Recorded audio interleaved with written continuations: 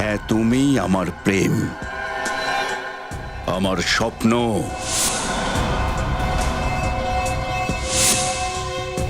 এত বছর যে দিনটার জন্য আমি অপেক্ষা করেছিলাম, অবশেষে সেই দিন চলে এসেছে। তুমি আমার সামনে আর আমি তোমার সামনে। আজ আমরা একে অপরের মুখোমুখি। এখন কেউ তোমাকে আমার থেকে আলাদা করতে পারবে না।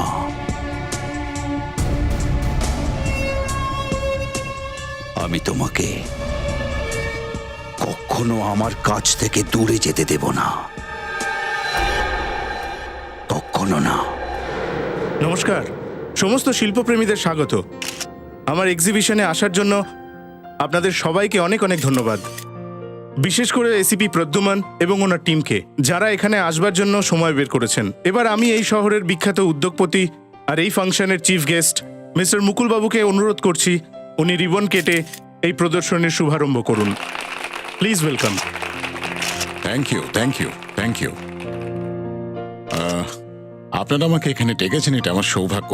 কিন্তু এই রিবন আমি একলা কাটবো না, আমি এসিপি প্রদ্যুমনের সঙ্গে একসাথে এটা কাটতে চাই, কেননা আপনাদের জন্যই আমরা সুরক্ষিত আছি। আরে না না মুকুল বাবু, আপনিই কাটুন। দেখুন, আমরা যেটা করি সেটা আমাদের ডিউটি, কর্তব্য আমাদের। প্লিজ আসুন না, প্লিজ মুকুল বাবু, please please please, come on, আসুন স্যার।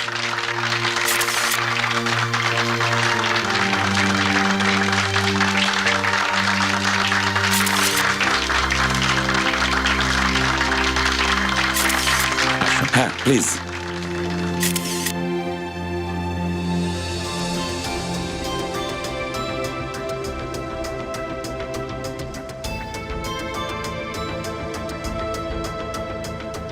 বড় সুন্দর পেন্টিং বানিয়েছেন আপনি। থ্যাংক ইউ দয়া স্যার। আচ্ছা, এর উপর সোল্ডের ট্যাগ লাগিয়ে দিন।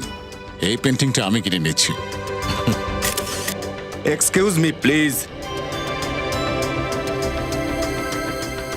আচ্ছা মুকুল বাবু, যদি আপনি কিছু না মনে করেন, তাহলে এই পেন্টিং তো আমিই কিনতে চাই। প্লিজ। আর যতীন, খুব সুন্দর। এখন তো তুমি আমার থেকেও ভালো পেন্টিং বানাচ্ছ। বিক্রম স্যার, আপনি আমায় লজ্জা দিচ্ছেন। বড় হও, আপনি তো আমার প্রেরণা। বেঁচে থাকো। ইনি হলেন এসিপি প্রদ্যুমান বাবু, দয়া স্যার। আর আরে বাবা, এনাদের কে না চেনে? এনারা তো আমাদের দেশের গর্ব। আরে না না বিক্রম বাবু, আপনাদের মতন শিল্পী আছে বলেই আমাদের দেশের মুখ উজ্জ্বল হয়েছে। আপনি আমাকে লজ্জা দিচ্ছেন। হ্যালো,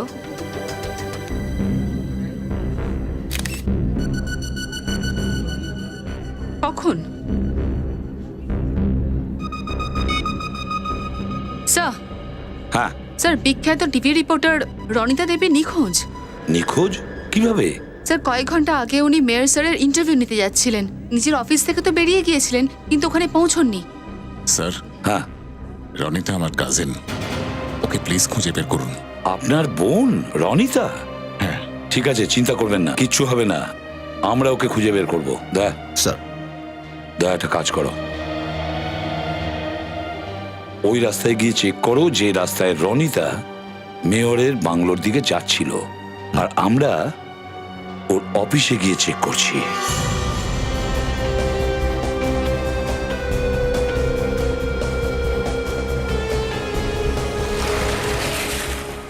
স্যার, আমরা 40 মিনিট হয়ে গেছে রনিতা দেবীর অফিস থেকে বেরিয়েছি। উনি মেয়র স্যারের সঙ্গে দেখা করতে এই রাস্তা দিয়ে গিয়েছিলেন, কিন্তু এখনো অব্দি ওনার গাড়ি দেখতে পাচ্ছি না। সেইটাই তো বুঝতে পারছি না পুরবি, যে রনিতা দেবীর গাড়িটা গেল কোথায়।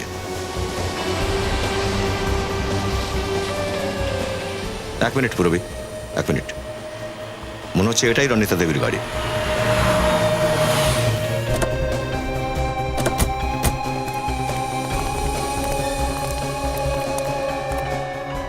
স্যার, গাড়ির ভেতরে তো কেউ নেই, আর আশেপাশেও কেউ নেই।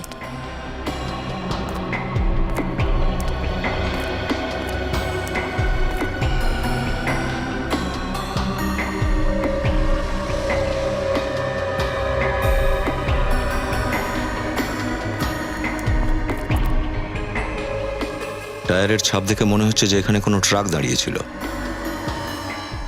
স্যার, তার মানে রনিতা দেবীর গাড়ির ঠিক পেছনে একটা ট্রাকও ছিল?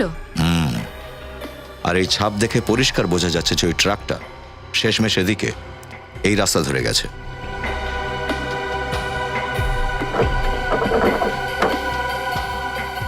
দরজা তো বন্ধ দেখছি।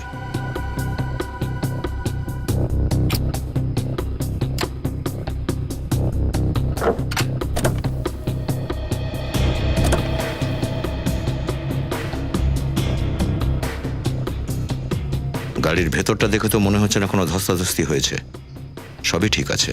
তাহলে এরকম জায়গাতে উনি গাড়িটা পার্ক কেন করলেন?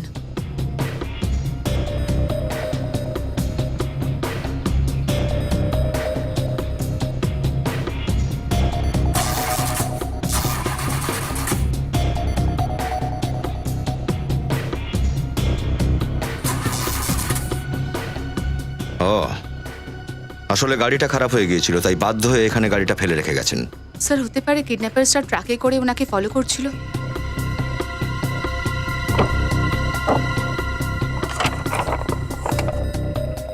স্যার, এই দেখুন, গাড়ি খারাপ হয়ে যাওয়ার পর রনিতা দেবী নিশ্চয়ই কার সার্ভিসকে ফোন করেছিল।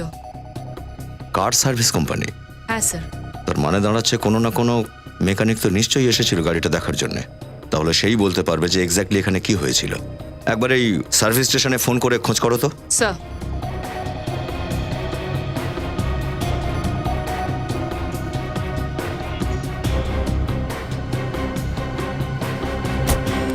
স্যার, ওনাদের বক্তব্য যে রনিতা দেবীর গাড়িকে চেক করার জন্য নরেশ নামের কোনো এক মেকানিক এসেছিল, আর সে এখনো সার্ভিস সেন্টারে রিপোর্ট করেনি। নরেশ? চিফ এডিটর কোথায়?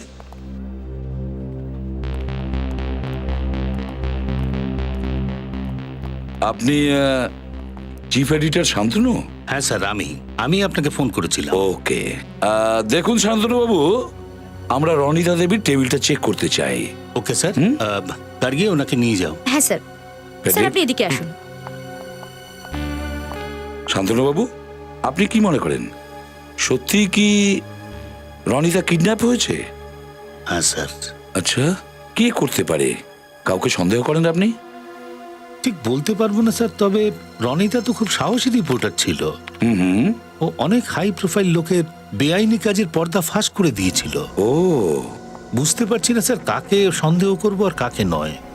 শান্তনুবাবু, একটা কথা বলুন, এই রনিতা সাধারণত কার কার স্টোরি নিয়ে কাজ করতো? জানি না স্যার, ও নিউজ স্টোরি তখনই বলে যখন সম্পূর্ণ তৈরি হয়ে যায়। ও স্যার, হ্যাঁ হ্যাঁ, বলো ফেডরিক। এই ফাইলটা দেখুন স্যার। ফাইলটা শেষবারের মতো 6:20 মডিফাই করা হয়েছিল। আর রনিতাও প্রায় 6:30 নাগাদ অফিস থেকে বেরিয়ে গেছিল। তার মানে রনিতা অফিস থেকে বাইরে যাওয়ার আগে এই ফাইলের ওপর কাজ করেছিল। এই ফাইলের ওপর। ফাইলটা খুলে দেখো তো। এই ফাইলটা খোলার জন্য পাসওয়ার্ড চাই। উনি এটাকে লক করে রেখেছেন। আমি রনিতা টাইপ করেও দেখলাম, কিন্তু পাসওয়ার্ড অন্য কিছু হবে। পাসওয়ার্ড জানেন?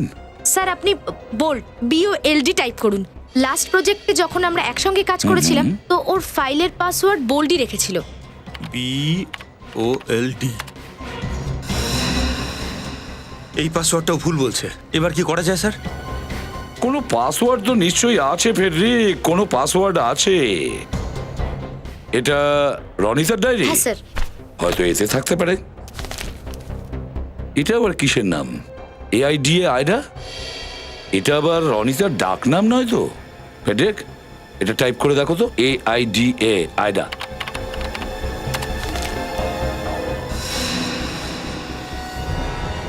স্যার, এই ফাইলটা তো ডিলিটই হয়ে গেল। ফাইলটা ডিলিট হয়ে গেল? তার মানে রনিতা কম্পিউটারটা এমন ভাবে সেট করে রেখেছে, যদি কেউ 3 বার ভুল পাসওয়ার্ড টাইপ করে তাহলে ওর ফাইলটা ডিলিট হয়ে যাবে। এরকমটাই হয়েছে। দেখি আরো কিছু আছে কিনা। ভিয়মকে? স্যার, ভিয়মকে রনিতার ডান হাত ভাবুন আপনি। রনিতার নিউজ স্টোরির জন্য সমস্ত ইনফরমেশন ভিয়মই কালেক্ট করতো। আচ্ছা, তাহলে ভিয়ম নিশ্চয়ই ও জানে যে রনিতা কোন কোন স্টোরির ওপর কাজ করছিল। ভিয়ম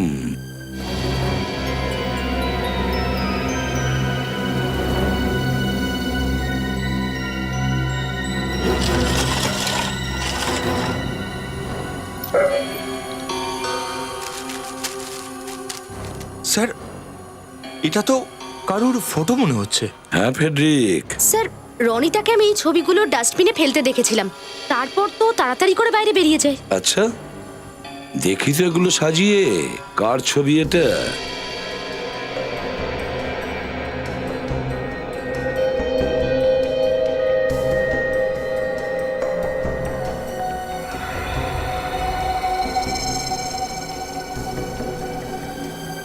এই দেখো ফেডরিক, এই সেই মুকুল, আর মনে হচ্ছে এ কাউকে টাকা দিচ্ছে। তাহলে রনিতা নিশ্চয়ই মুকুলের স্টোরি নিয়ে কাজ করছিল।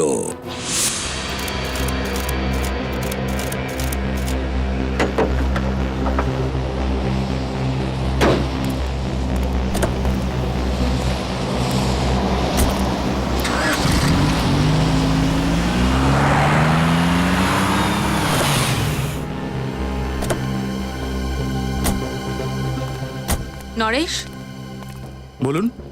আমরা সিআইডি অফিসার। আচ্ছা, তুমি কি রনিতা দেবীর কমপ্লেন কার্ড অ্যাটেন্ড করেছিলে? কার্ড নাম্বার হচ্ছে XC021346। হ্যাঁ স্যার, আমাকেই পাঠানো হয়েছিল। ওনার সাথে দেখা হয়েছিল? না ম্যাডাম, আমি যখন ওনার গাড়ির কাছে গেলাম ততক্ষণে উনি চলে গিয়েছিলেন। আমি ওনার মোবাইলে ফোনও করেছিলাম, তো ওনার ফোনটা সুইচ অফ তো বলছিল। তখন তোমার একবারও মনে হলো না যে তুমি ইমার্জেন্সি সার্ভিস সেন্টারে কল করে এটা বলো যে রনিতা দেবী গাড়ি ছেড়ে চলে গেছেন? সরি স্যার, অ্যাকচুয়ালি আমার পৌঁছতে একটু দেরি হয়ে গিয়েছিল, তো আমি ভাবলাম কাস্টমার আমার নামে কমপ্লেন না করে দেয়, সেজন্য আমি আর বসকে ফোনই করিনি। আচ্ছা, এবার এটা বলো যে ওর গাড়ির আশেপাশে তুমি কি কোনো ট্রাক দেখেছিলে?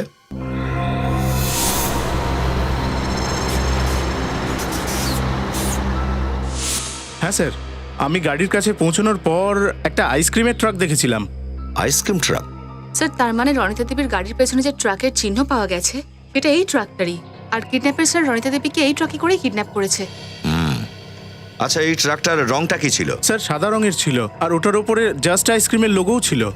Just ice cream? তিনটের পর যেসব অ্যাপয়েন্টমেন্ট আছে ক্যান্সেল করে দাও, আমার আর্জেন্ট কাজ আছে। আরে এসিপি সাহেব, আসুন বসুন। না, রনিতার ব্যাপারে কোনো খোঁজ মিলল? কিছু গোপন কথা জানতে পারলাম, ভাবলাম আপনার কাছে জেনে নেব। আপনি কি বলছেন আমি বুঝতে পারছি না। বুঝতে পারবেন ফেডরিক।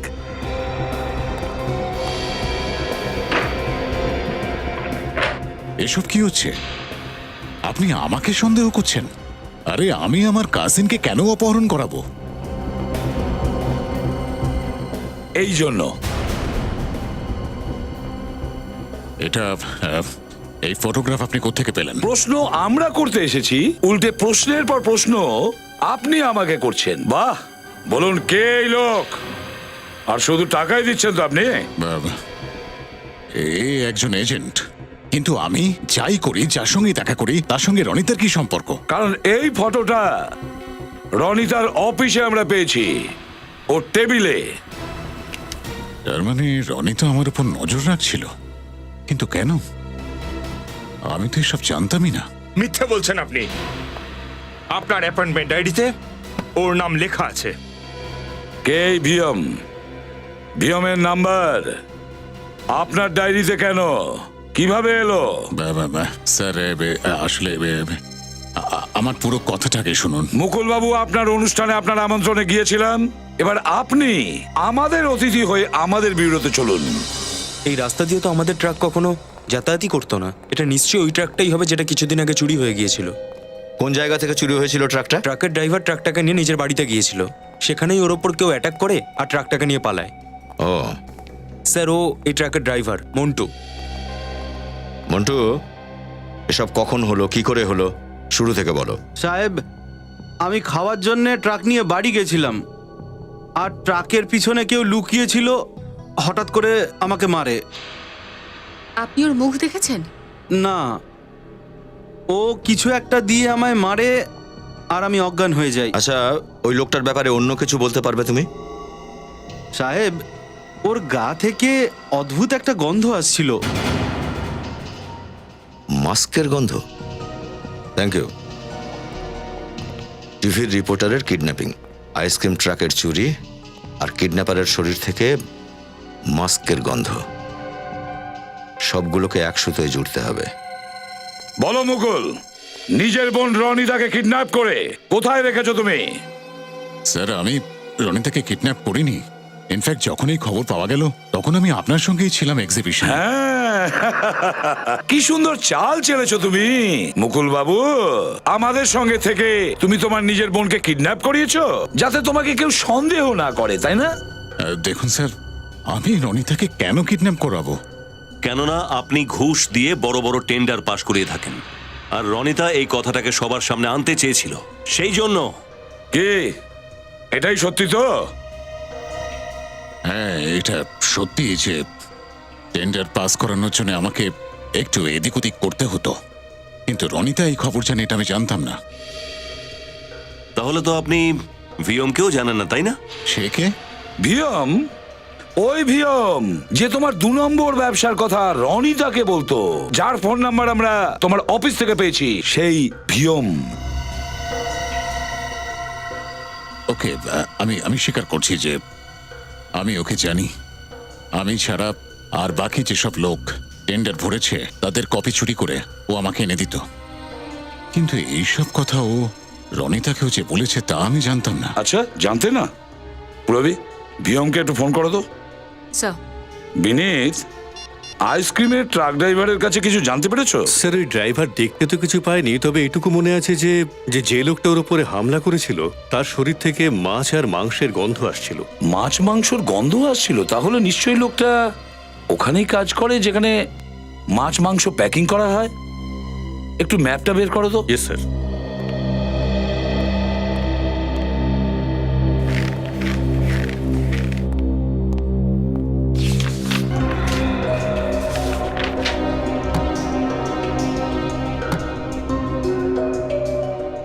এক, আর এটা হলো 2, 3, এটা হলো 4। এই শহরে 4টে জায়গা আছে যেখানে মাছ মাংস প্যাকিং করা হয়। মানে স্যার আমাদের এই 4টে জায়গায় গিয়ে চেক করতে হবে? অবশ্যই চেক করতে হবে। স্যার, হ্যাঁ, স্যার ওর ফোন অন হয়ে গেছে, ওর লোকেশন ট্র্যাক করা হয়ে গেছে। কোন জায়গায়? Sir, Chinchali area. Chinchali area? ভিয়ম, তুলে নিয়ে এসো একে চিনচলি এরিয়া থেকে। জানা তো যাবে যে এই মুকুল সত্যি বলছে নাকি ভিয়ম।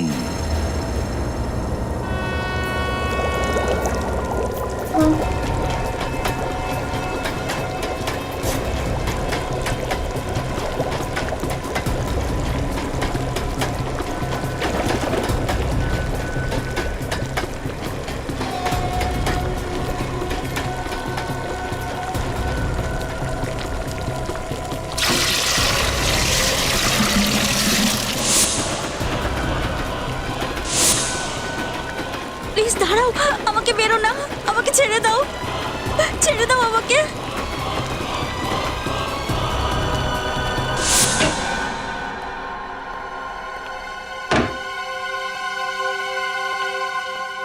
ভিয়ম বাবু, এ কি আপনারা? সিআইডি। রনিতার ব্যাপারে আপনার সাথে কিছু কথা ছিল। রনিতা? কে রনিতা? বোঝা যাচ্ছে না স্যার এর মাথায় এখন কি ঘুরছে। প্রথমে না বলে, তারপর স্বীকার করে। মুকুল তোমার ব্যাপারে সমস্ত কিছু বলে দিয়েছে, আর তুমি ওর জন্য কি কি কাজ করো সেটাও বলে দিয়েছে। আমরা জানতে পেরে গেছি যে আপনি মুকুলের সিক্রেট রনিতাকে আর রনিতার সিক্রেট মুকুলকে বিক্রি করতেন। দুজনকে আপনি ডবল ক্রস করছিলেন। এবার আপনারা যখন সব জেনেই গেছেন তাহলে তাহলে আর আমি কি বলবো? রনিতাকে কিডন্যাপ করে কোথায় রেখেছো? কি? রনিতা কিডন্যাপ হয়ে গেছে? একদম নাটক করবেন না। না স্যার, আমি সত্যি বলছি। মুকুল বাবুর ব্যাপারে খবর দেওয়ার বদলে রনিতা আমাকে অনেক টাকা দিত। আমি কেন ওকে কিডন্যাপ করাতে যাব? আজ সকালে কোথায় ছিলে? আমি মুকুল বাবুর অফিসে ছিলাম, আপনি চেক করে নিতে পারেন। রনিতার সঙ্গে শেষ কখন কথা হয়েছিল? মুকুল বাবুর অফিস থেকে বেরোনোর পর আমি ওকে ফোন করেছিলাম। কটার সময়? 1 মিনিট, এই 12টার সময়। 12টার সময়? ও তো 12টা থেকে নিখোঁজ হয়েছিল। আর স্যার আমরা রনিতার মোবাইল চেক করেছিলাম, তাতে নাম আর নাম্বার কিছুই ছিল না। আমি ওর প্রাইভেট নাম্বারে ফোন করেছিলাম, এই যে এই নাম্বারটা। তার মানে এইসব কাজ করার জন্য রনিতা আলাদা নাম্বার রেখেছিল, প্রাইভেট নাম্বার। কি কথা হয়েছে রনিতার সঙ্গে? ফোনটা কানেক্ট হয়েছিল, হ্যালো হ্যালো বলছিলাম, কিন্তু ওপার থেকে কোনো গলা পাচ্ছিলাম না। হ্যাঁ, কিন্তু আশেপাশে কোনো রেল লাইন নিশ্চয়ই থাকা উচিত, কেননা ট্রেনের আওয়াজ আসছিল। আচ্ছা, ট্রেনের আওয়াজ? তাহলে অভিজিৎ, রেল লাইনের আশেপাশে যে কটা মিট প্যাকিং ফ্যাক্টরি আছে খোঁজ নাও।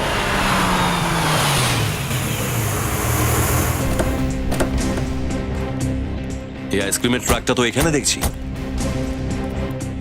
এটা করেই রনিতাকে কিডন্যাপ করা হয়েছিল। এখানেই কোথাও হবে হয়তো।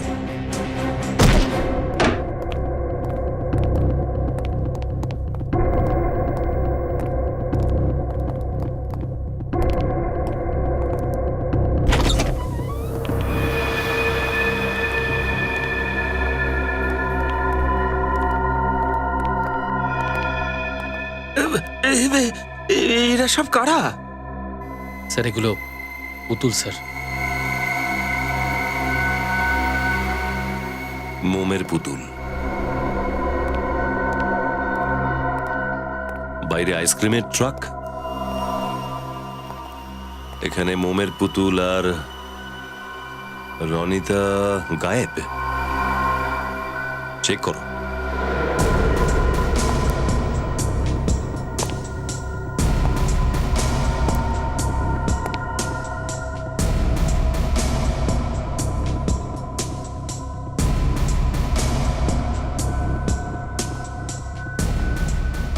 আরে বাপরে,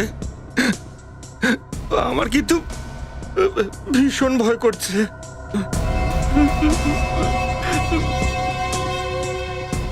কি ভীষণ ঠান্ডা এই জায়গাটা, কিন্তু আমার ভীষণ ঘাম দিচ্ছে।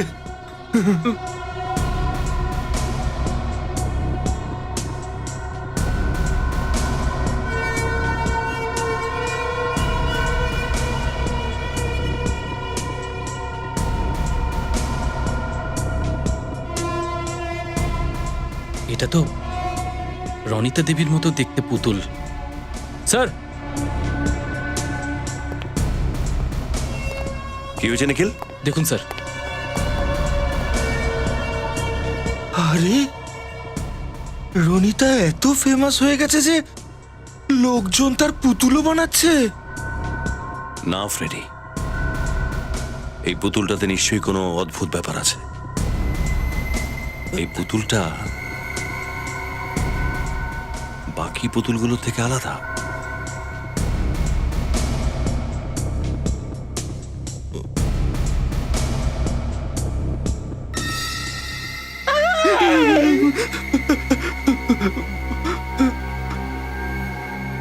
এটা তো রনিতা।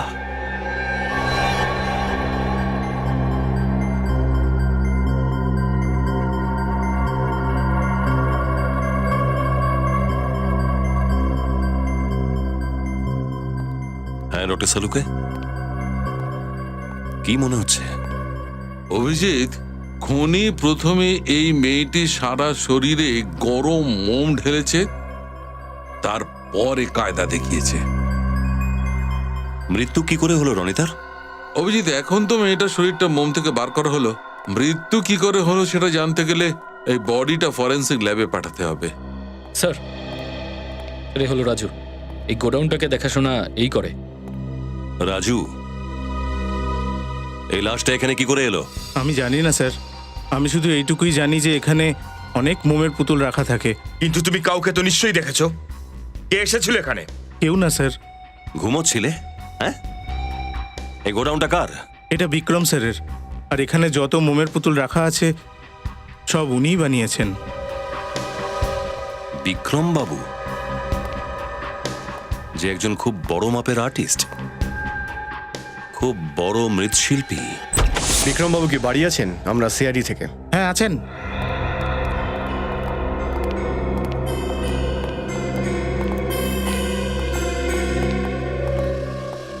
বলুন স্যার, আমি কি সাহায্য করতে পারি? আমরা আপনার ওয়ার্কশপে রনিতা দেবীর লাশ পেয়েছি। লাশ?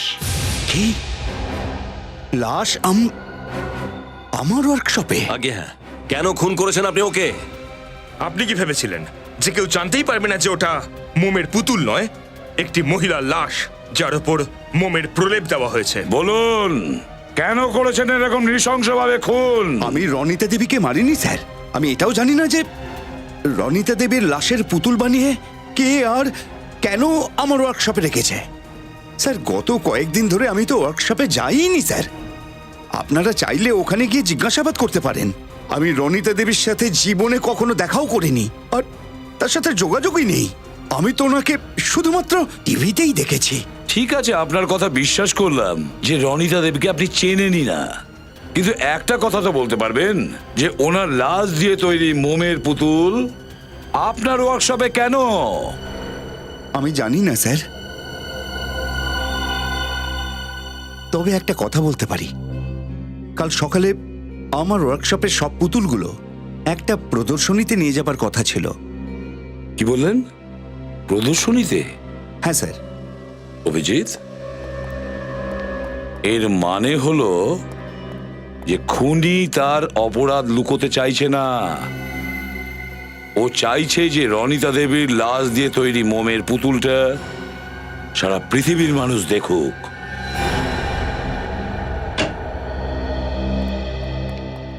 দেখো সালুকে, আচ্ছা এর কি মৃত্যু বিষের কারণে হয়েছে? না বস, একদম নয়। কিন্তু স্যার, এনার শরীরে তো কোনো চিহ্নই নেই। না ওনাকে কেউ গুলি করেছে, না ছুরি মেরেছে। তাহলে ওনার মৃত্যু হলো কি করে? রনিতা দেবীর মৃত্যু দম বন্ধ হওয়ার কারণে হয়েছে। দম আটকে মারা গেছে? হ্যাঁ। মানে স্যার, খুনি ওনার প্রথমে শ্বাসরোধ করেছে, তারপর ওনার শরীরে গরম মোম ঢেলেছে। না বেনিত, যখন রনিতা দেবীর গায়ে গরম মোম ঢালা হয়েছিল তখন উনি বেঁচে ছিলেন। যখন এর উপরে গরম মোমটা ঢালা হয়েছিল তখন এ বেঁচে ছিল? হ্যাঁ। কিন্তু সালুকে তুমি কিসের ভিত্তিতে এটা বলছো? এই দেখো, এই এর হাতের উপরটা দেখো, চামড়াটা জায়গায় জায়গায় পুড়ে গেছে। এই দেখো, কোথাও কোথাও চামড়া তো উঠে আসছে। শুধু এটুকুই নয় স্যার, আমরা রনিতার রক্ত থেকে ঘুমের ওষুধ পেয়েছি। এর থেকে মনে হয় খুনি প্রথমে ওষুধ দিয়ে ওকে গভীর ঘুম পাড়িয়ে দিয়েছিল, আর তারপর গরম মোম ও শরীরে ঢেলে দিয়েছিল। আর গরম গরম মোম যখন এর শরীরের উপর পড়েছে তখন চামড়াটা পুড়ে গেছে, আর পরে যখন মোমটা ঠান্ডা হয়ে গেছে তখন এর পুরো শরীরের ওপর মোমের একটা মোটা মতো লেয়ার পড়ে গেছে। স্যার, এই কারণেই কি ওনার দম আটকে গেছে? হ্যাঁ। খুনি বেচারির ওপরে গলানো মোমটা ঢেলে দিয়েছিল যাতে খুব সুন্দর পুতুল তৈরি হয় আর মানুষে একে এক্সিবিশনে দেখতে পায়। স্যার, তার মানে খুনি এমন একজন লোক যে মোম দিয়ে পুতুল বানানোর শিল্পটা জানে। হ্যাঁ পুরবী, কিন্তু ওর শিল্পের ভুল ব্যবহার করেছে, ভুল প্রয়োগ করেছে। বিক্রমের ব্যাপারে কি জানতে পেরেছো? স্যার, আমাদের কাছে বিক্রমের কোনো ক্রিমিনাল রিপোর্ট নেই। কি? বিক্রমের কোনো ক্রিমিনাল রেকর্ড নেই? না স্যার। ACP Pradyuman here. কি? ঠিক আছে, আমি যাচ্ছি। কি হলো স্যার? বিখ্যাত লেখিকা শর্মিলা দেবী নিখোঁজ হয়েছেন। আমি শর্মিলার স্বামী। আপনি আমাদের ফোন করেছিলেন? হ্যাঁ স্যার, ওর এই হঠাৎ গায়েব হয়ে যাওয়াতে আমি খুব টেনশনে আছি। দেখুন রাকেশবাবু, আপনি একদম টেনশন নেবেন না। আপনার ওয়াইফ শর্মিলা দেবীকে আমরা খুঁজে বের করব। আচ্ছা, আমাদের এটা বলুন যে আপনার ওয়াইফ শর্মিলা দেবী কখন নিখোঁজ হয়? স্যার, ও মর্নিং ওয়াকের জন্য গিয়েছিল। আপনার স্ত্রী কি প্রতিদিনই মর্নিং ওয়াকের জন্য বেরোতেন? হ্যাঁ স্যার। তাহলে ওনার নিখোঁজ হওয়ার খবর আপনি আগে আমাদের কেন দেননি? স্যার, আসলে ব্যাপারটা হলো ও একজন বিখ্যাত লেখিকা। ও কখন কোথায় যাচ্ছে তা কাউকে বলে যায় না, আর ও একটু স্বাধীন চেতা আর কড়া মেজাজের। সবসময় পেছনে টিকটিক করাটা ও পছন্দ করে না। কিন্তু ও যখন ফিরলো না, আমার খুব চিন্তা হতে লাগলো। ও কোনো বিপদে পড়েনি তো? তারপর আপনি ওনাকে ফোন করার কোনো রকম চেষ্টা করেননি? অনেকবার ফোন করেছি, কিন্তু ফোনটা সুইচ অফ বলছে। মিস্টার রাকেশ, আপনার স্ত্রীর কি কারুর সাথে কোনো রকম ঝগড়াঝাটি হয়েছিল? এখন স্যার, ও শুধু গল্পের বই লিখতো না, ও একজন সমালোচকও। ও খবরের কাগজে শিল্প, সিনেমা, সামাজিক সমস্যা এসব নিয়ে লেখালেখি করে।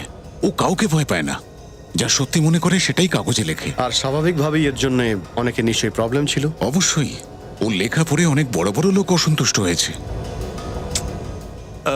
আচ্ছা, শর্মিলা দেবী কি ইদানিং কিছু বিশেষ কিছু করছিলেন? হ্যাঁ স্যার, ওর নিজের নতুন বইয়ের লঞ্চিং ফাংশনে যাওয়ার ছিল। ও, প্রথমবার তো ওই খুনি নিজের মোমের শিল্পকে ওই এক্সিবিশন অবধি পৌঁছাতে পারেনি, কিন্তু এইবার ও নিশ্চয়ই চেষ্টা করবে যাতে ওর স্বপ্ন পূরণ হয়।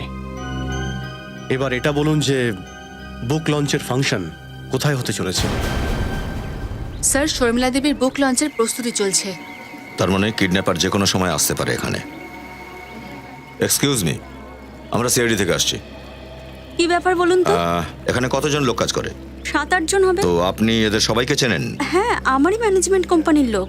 ঠিক আছে, কোনো অচেনা লোক বা মহিলাকে দেখলে সঙ্গে সঙ্গে জানাবেন, ঠিক আছে? Sure sir. ম্যাডাম, ম্যাডাম, তাড়াতাড়ি এদিকে আসুন। ম্যাডাম, তাড়াতাড়ি আসুন। স্যার, এই দেখুন স্যার, কি হয়ে গেছে। একটু দূরে সরে দাঁড়াও দেখি।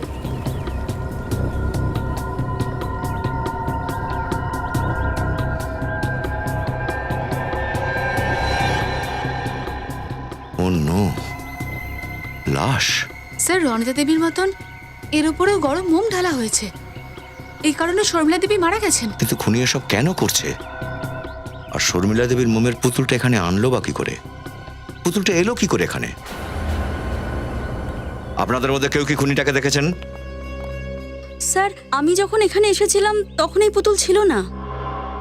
যখন এখানে এসেছিলেন তখন মেন ডোরের তালা ঠিক ছিল? আমি নিজের চাবি দিয়ে দরজাটা খুলেছিলাম। স্যার, সুইমিং পুল পরিষ্কার করার জন্য একজন লোক এসে তো ছিল। তখন আপনি কোথায় ছিলেন? অ্যাকচুয়ালি ম্যাম, ডেকোরেশনের জিনিস এসেছিল, আমি ওটা দেখতে গিয়েছিলাম। হয়তো তখনই। হ্যাঁ হ্যাঁ, তখনই একটা লোক এসেছিল। তুমি ওই লোকটার মুখ দেখেছিলে? দূর থেকে দেখেছিলাম স্যার, সেভাবে মনে নেই। রনিতা দেবীর মোমের পুতুলের মধ্যে লাশ, আর এখন এই শর্মিলার লাশ মোমের পুতুলের মধ্যে। কি কানেকশন থাকতে পারে? স্যার, স্যার, শর্মিলা দেবীর ফরেন্সিক রিপোর্ট এসে গেছে। স্যার, এনার মৃত্যু সেভাবে হয়েছিল যেভাবে রনিতা দেবী মারা গেছেন। এই দেখো, গরম মোম লেগে চামড়া পুড়ে গেছে, রক্তে ঘুমের ওষুধ, দম বন্ধ হয়ে মারা গেছে। অভিজিৎ, দেখেছো একই রকম ভাবে মেরেছে। স্যার, এই খুনির শরীরে তো কোনো মনই নেই। কি যন্ত্রণাদায়ক মৃত্যু দিয়েছে। স্যার, দুটো খুনের মধ্যেই কানেকশন দেখছি, রনিতা এবং শর্মিলার। দুজন মহিলারই বয়স 40 বছর, একজন টিভি রিপোর্টার, একজন লেখিকা। দুজনই নির্ভীক মহিলা, দুজনের কাজও এক, সমাজের বেআইনি কাজকর্ম করা লোকেদের মুখোশ খুলে দেওয়া। এই কারণে দুজনকে মেরে ফেলেছে? মনে তো হচ্ছে তাই। মানে স্যার, অন্য কোনো মহিলা যে এ ধরনের কাজ করে খুনি তাকেও টার্গেট করতে পারে। হ্যাঁ বিনীত, আর এই সিরিয়াল কিলারের কাছে পৌঁছে যেতে আমাদের একটা লোকের সাহায্য নিতে হবে, বিক্রম। স্যার, নমস্কার। আসুন বিক্রম বাবু। বিনীত স্যার, এবার বলুন আমায় কেন ডেকেছেন? বিক্রম বাবু, একটা কাজ আছে। মোম দিয়ে যারা পুতুল তৈরি করে তারা তো অল্প কয়েকজন, আর তাদের ব্যাপারে আপনি তো অনেকটাই জানেন, তাই না? হ্যাঁ হ্যাঁ স্যার। বিক্রমবাবু, এই দুটো ছবি দেখুন।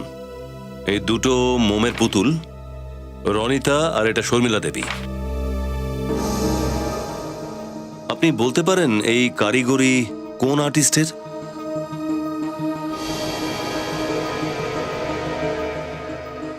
স্যার, এই দুটো পুতুল একই শিল্পীর তৈরি করা। দুটো পুতুল একই স্টাইলে তৈরি করা হয়েছে। দেখুন, ছোট ছোট কাজগুলো খুব মন দিয়ে করা হয়েছে, অনেক সময় নিয়ে নিখুঁতভাবে করা হয়েছে। কে কে হতে পারে এই আর্টিস্ট? আপনি তাকে চেনেন? আগে হ্যাঁ স্যার, এই শহরে একজনই শিল্পী আছেন যিনি এই স্টাইলে পুতুল তৈরি করেন। সে কে? Welcome to Biton world. How may I assist you? নতুন ফ্ল্যাটের জন্য একটা স্ট্যান্ড ফ্যান আর কুলার নেব। এই পচা গরম থেকে একটু স্বস্তি চাই। বাজার চলতে সব ব্র্যান্ড তো আর ভরসাযোগ্য নয়। তার জন্য তো আমাদের ফ্যান আছে, all purpose bullet table fan, ceiling fan. আমাদের সিলিং ফ্যান কিন্তু 30 মাসের ওয়ারেন্টি সহ পাওয়া যায়। আছে ফারাটা 2 বছরের ওয়ারেন্টি, 17 থেকে 20 মিটার এয়ার ফ্লো, মধ্যবিত্তের সাধ্যের মধ্যে একমাত্র ভরসাযোগ্য ব্র্যান্ড বিটন। আমাদের কুলারের কিন্তু অনেক range, 45 litres, 50 litres, 70 litres, 90 litres, 110 litres. Honeycomb সহযোগে বিটনের সব কুলারের ওয়ারেন্টি 1 বছর। চেনা হাওয়ায় অচেনা অনুভূতির জন্য একমাত্র আদর্শ বিটন। গরমে স্বস্তি পেতে বিটনের ফ্যান হোক বা কুলার, আজই আনুন বাড়িতে। Biton, digitally yours. সে কে? আগে তার নাম উত্তম। উত্তম? এটা একদম মিথ্যে কথা। আমি তো এই দুজন মহিলাকে চিনি পর্যন্ত না। আমি কেন এনাদের মারতে যাব? আরে কেন এনাদের নিয়ে মোমের পুতুল বানাবো? মিস্টার উত্তম, যেভাবে এই মোমের পুতুল বানানো হয়েছে, এই লেয়ারিং, এই ড্রেপরি স্টাইল, এগুলো আপনার নয়। আমি মানছি যে এই লেয়ারিং এবং এই সমস্ত কাজ আমি নিজেও করতে পারি, কিন্তু আমার স্টাইলে তো অন্য কেউ কাজ করতে পারে। আমি প্রমাণ করে দিতে পারি।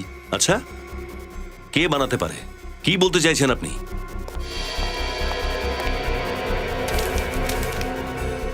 এই চিঠিগুলো আমাকে কোনো অজানা ব্যক্তি পাঠিয়েছে স্যার, এটাই সেই লোকটা।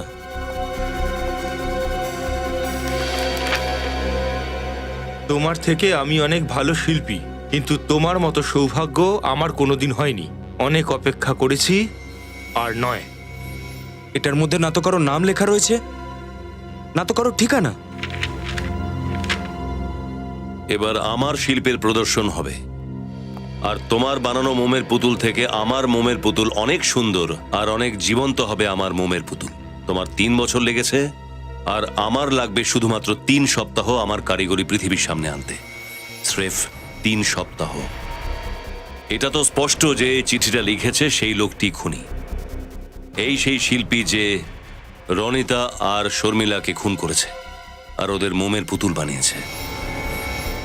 উত্তমবাবু, আপনার এমন কোন কম্পিটিটর আছে যে এত নিচ অব্দি নামতে পারে? এরকম তো কারোর কথা আমার মনে পড়ছে না স্যার। কাউকে সন্দেহ করেন আপনি? না স্যার। হ্যাঁ স্যার, এই চিঠিতে লেখা আছে যে তোমার ক্যারিয়ার শেষ হয়ে যাবে বাবলু। আপনার নাম কি বাবলু? কলেজে আমাকে বাবলু বলে ডাকতো। আচ্ছা, আপনি কোন কলেজে পড়তেন? K college of arts. K college of arts. সেখান থেকেই জানতে পারা যাবে যে আর কোন কোন স্টুডেন্ট ছিল যারা এনার সাথে মূর্তিকলা শিখছিল। নমস্কার স্যার, আমরা সিআইডি থেকে আসছি। হ্যাঁ, আমার সেক্রেটারি বলেছিল যে একটা কেসের ব্যাপারে আপনারা কিছু আমাকে জিজ্ঞেস করতে চান। মানে 2 জন মহিলার খুন হয়ে গেছে। কেউ ওদের শরীরে গরম গরম মোম ঢেলে ওদের খুন করে দিয়েছে আর ওদের মূর্তি বানিয়ে দিয়েছে। এরকম নারকীয় কাজ কে করতে পারে? আপনি উত্তম নামের কোনো স্টুডেন্টকে চেনেন? উত্তম? ও বাবলু, হ্যাঁ, ও 2005-এর ব্যাচের স্টুডেন্ট। 2005? প্রিন্সিপাল স্যার, ওই ব্যাচে যতজন স্টুডেন্ট ছিল তাদের সবার নাম আমি চাই, আর বিশেষ করে তারা যারা মোমের মাধ্যমে কাজ শিখেছিল। দেখুন, অনেক পুরনো ফাইল তো, আমি চেষ্টা করে আপনাদের পাঠাচ্ছি। Okay sir. আর স্যার, এই 2005-এর যে চিফ ইন্সট্রাক্টর ছিল তার সাথেও দেখা করতে চাই। উনি তো 2005-এই খুন হয়ে গেছেন। খুন হয়ে গেছে? ওনার নাম কি ছিল? দিব্যা। ওনার খুন হলো কিভাবে? ওনার বডি একটা কোল্ড স্টোরে পাওয়া যায়। অনেক তদন্ত হয়েছে কিন্তু খুনির কোনো হদিশ পাওয়া যায়নি। ও, আর কিছু বলতে পারেন ওনার ব্যাপারে? দেখুন, ও খুবই স্ট্রিক্ট ছিল, কড়া মেজাজের ছিল। কোনো স্টুডেন্ট ভুল করলে উনি খুব রেগে যেতেন। ওনার এজ কিরকম ছিল? এই ধরুন প্রায় 40 বছর হবে। 40 বছর? 40 বছরের মহিলা, কড়া স্বভাবের আর ডিসিপ্লিনড, একদম শর্মিলা দেবী আর রনিতা দেবীর মতো। তার মানে হলো খুনি এই ধরনের মহিলাদেরই খুন করছে। হ্যাঁ ফ্রেডি, মনে হচ্ছে ওই দিব্যা দেবীর খুন ওই খুনির প্রথম খুন ছিল। পুলিশ রিপোর্ট অনুযায়ী ওনার মাথায় কোনো ভারী জিনিস দিয়ে আঘাত করা হয়েছিল, যে কারণে ওনার মৃত্যু হয়। আর তারপর ওনার লাশ একটা পুরনো কোল্ড স্টোরেজে রাখা হয়েছিল। আর কি জানা গেছে ওনার ব্যাপারে?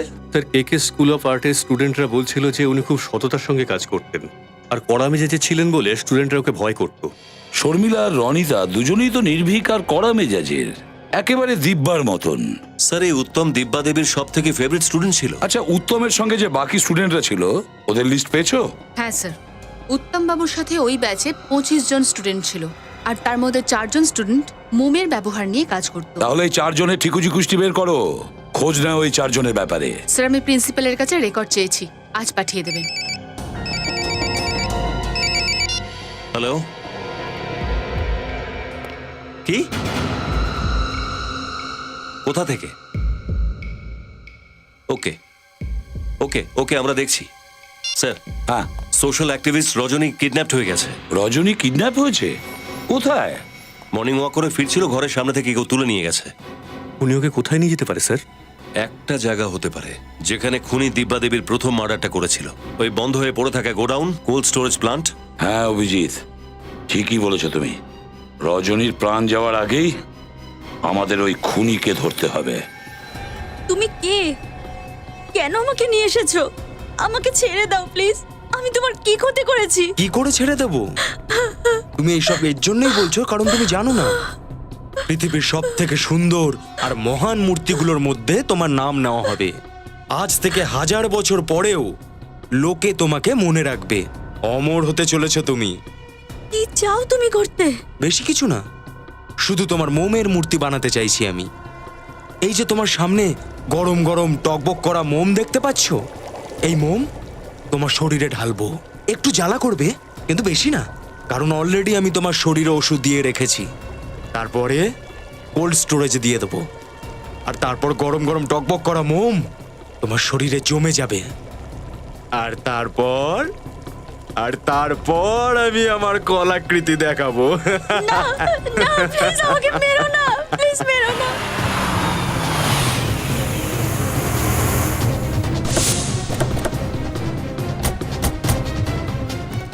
এই হলো সেই পুরনো কোল্ড স্টোরেজ। সামনে মোমো সঠিক তাপমাত্রায় গরম হয়ে গেছে। না না, আমি মরতে চাই না, আমাকে ছেড়ে দাও।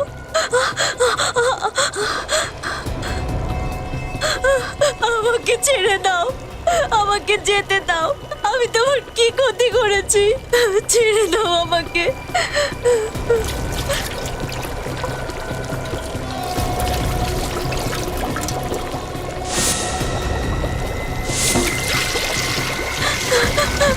ছেড়ে দাও, ভগবানের দিব্যি, আমাকে ছেড়ে দাও। তুমি এটা করতে পারো না।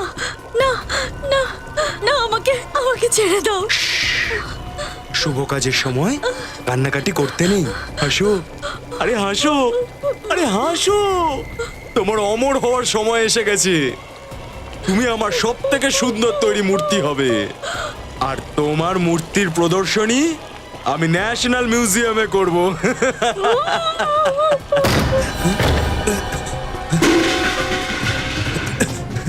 Mister Vyom, K K college of arts এর বদনাম করছো তুমি? আসল নাম কি তোমার? আসল নাম বল। সিদ্ধার্থ নাম আমার, পরিচয় লুকানোর জন্য নাম বদলেছিলাম। আর নিজের অপরাধ লুকোনোর জন্য তুই আমাদের সাহায্য করেছিস। তুই অনেক চেষ্টা করেছিস আমাদের বিভ্রান্ত করার জন্য। রনিতা দেবীর ব্যাপারে আমাদের ইনফরমেশন দেওয়া, ওই ফোনের ডিটেলস, রেলওয়ে ট্র্যাকের আওয়াজ, ভালোই নাটক করেছিস। কেন মেরেছিলি তুই দিব্যা দেবীকে? ও সবসময় আমাকে বকতো। উত্তমই ওর সব থেকে প্রিয় স্টুডেন্ট ছিল। এই কোল্ড স্টোরেজটাতেই আমরা প্র্যাকটিসের জন্য আসতাম, আর এই কোল্ড স্টোরেজেই ও সবার সামনে আমাকে অপমান করেছিল। আর সেই কারণেই তুমি ওনাকে এই কোল্ড স্টোরেজে এনে খুন করলে, আর ঠিক উত্তমের স্টাইলে ওনার পুতুল বানালে, যাতে উত্তম ফেসে যায়। হ্যাঁ, ওদের মতো মহিলাদের মেরে আমি নিজের রাগ কমিয়ে রাখতাম। ও আমার ভবিষ্যৎ শেষ করে দিয়েছিল। কেউ কারো ভবিষ্যৎ বরবাদ করতে পারে না। মানুষ নিজের ভবিষ্যৎ নিজেই তৈরি করে অথবা নিজেই ধ্বংস করে। তোর মতো ফাঁসি হবে তোর, ফাঁসি।